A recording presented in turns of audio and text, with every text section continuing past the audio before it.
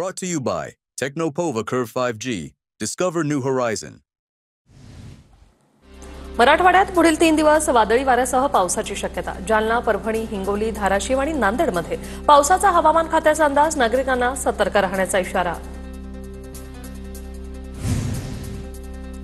पुण्याच्या आंबेगाव तालुक्यात पावसाची जोरदार हजेरी. शेती मशागतीच्या कामांना पावसामुळे ब्रेक. सर्वत्र पाणी साचलं.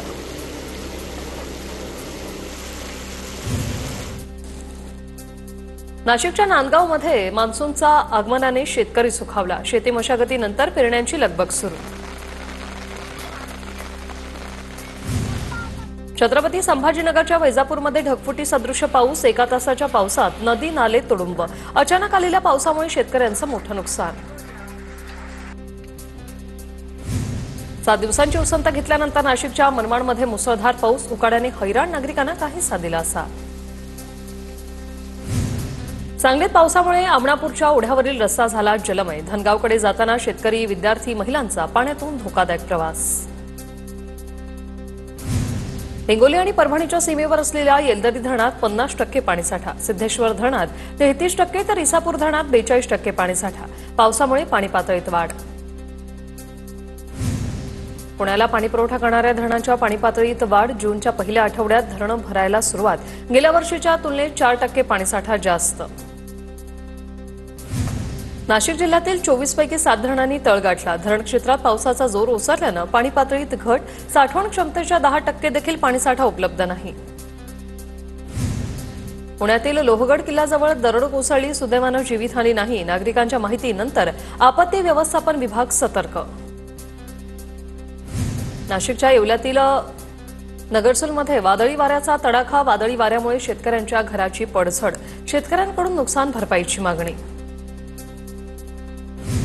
वर्धा जिल्ह्यात पावसाने विश्रांती घेतल्याने शेतातील मशागतीच्या कामांना वेग.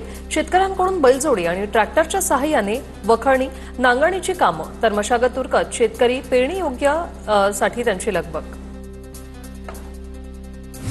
मे महिन्यात झालेल्या पावसामुळे नाशिकच्या निफाड तालुक्यातील 1000 हेक्टर क्षेत्रावरील पिकांना फटका.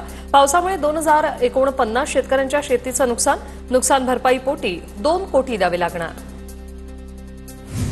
बीडच्या नांदूरफाटा आणि बालघाटवर शेतकऱ्यांची पेरणीसाठी लगबग. खतं आणि बियाणं खरेदीसाठी शेतकऱ्यांची कृषी दुकानांवर गर्दी.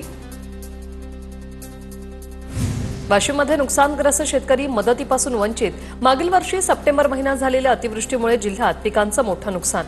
9 महिने उलटूनही मदत जाहीर न झाल्याने शेतकरी वर्ग नाराज. आजपासून पावसाळ्यातील पहिला मृग नक्षत्राला सुरुवात. नांदेडमध्ये शेती मशागतीचं काम अंतिम टप्प्यात.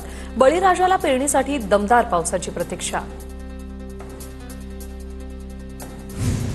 परभणीतील शेतकऱ्यांचा नवीन पीक विमा योजनेला विरोध. विरोधासाठी जिंतूर ते परभणी शेतकऱ्यांचा मोर्चा.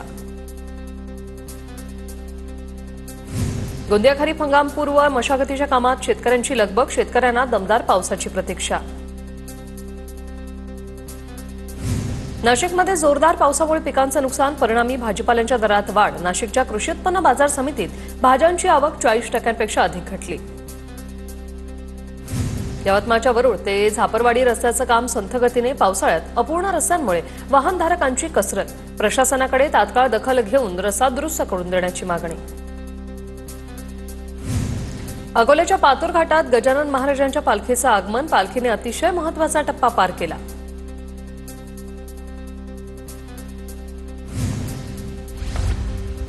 संत तुकोबांच्या आषाढी वारीचा पालखी रथ. माणिकराजा आणि सोन्याराजा ही बैलजोडी ओढणार. कर्नाटक आणि सातारा जिल्ह्यातून खिलार जातीच्या 2 बैलजोड्या खरेदी करण्याचा ऐतिहासिक निर्णय. वाशिमच्या मेडशीमध्ये संत गजानन महाराजांच्या पालखीचं आगमन. पालखीत 700हून अधिक वारकऱ्यांचा सहभाग. वर्धा संत केजाजी महाराजांच्या पालखीत सहभागी झालेल्या वारकऱ्यांची आरोग्य तपासणी. जिल्हा काँग्रेस वैद्यकीय मदत कक्ष आणि होमिओपॅथिक डॉक्टर असोसिएशन यांच्या संयुक्त विद्यमानाने आरोग्य तपासणी. विठ्ठल रुक्मिणी मातेची टोकन दर्शन व्यवस्था अंतिम टप्प्यात. टोकन दर्शन प्रणालीची चाचणी 15 जूनपासून करण्यात येणार. आषाढी वारीच्या पार्श्वभूमीवर मंदिर संस्थानाकडून तयारी सुरू. भिवंडीच्या मराडेपाड्यात श्री छत्रपती शिवाजी महाराजांच्या मंदिरात 8 आणि 9 जूनला तिथीनुसार शिवराज्याभिषेक सोहळ्याचं आयोजन. शिवरायांची मिरवणूकही निघणार. मृग नक्षत्राच्या मुहूर्तावर नांदेडच्या मच्छी मार्केटमध्ये गर्दी. आज तब्बल 30 टनपेक्षा जास्त विक्री होणार अशी व्यापाऱ्यांची माहिती. वाढत्या कोरोना रुग्णाच्या पार्श्वभूमीवर नंदुरबारमध्ये आरोग्य यंत्रणा सतर्क. कोरोनाची लक्षणं आढळल्यास तातडीने तपासणी करण्याच्या सूचना. छत्रपती संभाजीनगरच्या शासकीय रुग्णालयात 4,000पेक्षा जास्त जन्म नोंदणीचा घोटाळा. किरीट सोमय्या यांचा आरोप. तात्काळ कारवाई करण्याची वैद्यकीय शिक्षण आयुक्तांकडे मागणी. सार्वजनिक आरोग्य विभागाकडून 4 जणांची समिती गठीत. खासदार सुप्रिया सुळेंची इंदापूरच्या शेटफळगढेत पाहणी. तर इंदापूर तालुक्यात मुसळधार पावसामुळे अतोनात नुकसान. पुण्याच्या भोरमध्ये आमदार शंकर मांडेकर आणि जिल्हाध्यक्ष प्रदीप गारटकर यांच्या उपस्थितीत राष्ट्रवादीची आढावा बैठक. वर्धापन दिनाचं नियोजन आणि स्थानिक स्वराज्य संस्थांच्या निवडणुकीसंदर्भात चर्चा.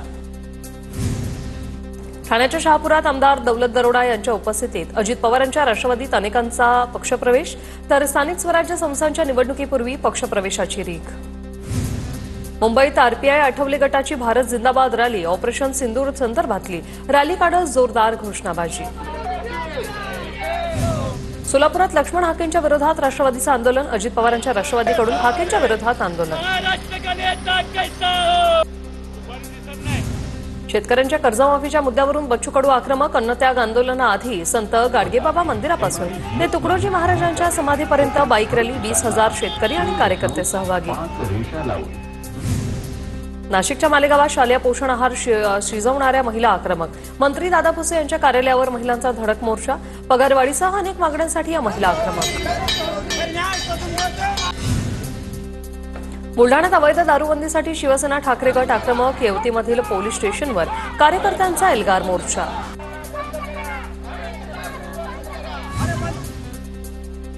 राज्यातील कृषी विभागातील लिपिकाचं काम बंद. आंदोलन. राज्यातील सुधारित आकृतीबंधामध्ये लिपिक वर्गातील पद कमी न करण्याची मागणी. अहिल्यानगरमधील लिपिकांचंही काम बंद. आंदोलन. Brought to you by Tecno mobile. Discover new होरिझॉन.